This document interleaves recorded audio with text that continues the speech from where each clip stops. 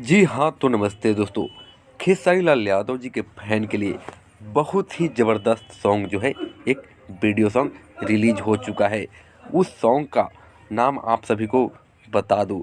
उस सॉन्ग को जो है खेसारी लाल यादव जी खुद गाए हैं।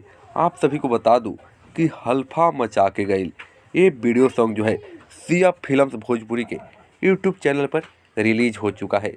अभी तक इस वीडियो सॉन्ग को नहीं देखे हैं तो जाकर देखकर बताइए कि ये वीडियो सॉन्ग जो है आप सभी को कैसा लगा। बहुत ही ज़बरदस्त वीडियो सॉन्ग है और ये वीडियो सॉन्ग जो है तेज़ी से वायरल हो रहा है। आप सभी को बता दें कि इस वीडियो सॉन्ग को जो है बहुत ही बेहतरीन तरीके से शूटिंग किया गया है और इस सॉन्ग की ख़ासियत ये है कि ये इतने ज़बरदस्त सॉन्ग है कि आप देखकर 50 बार देखते रहेंगे। तो आप सभी के लिए कल खेसारी लाल यादव जी का आशिक का वीडियो सॉन्ग जो है रिलीज होने जा रहा है। तो उस वीडियो सॉन्ग को आप ढेर सारा प्यार दीजिए।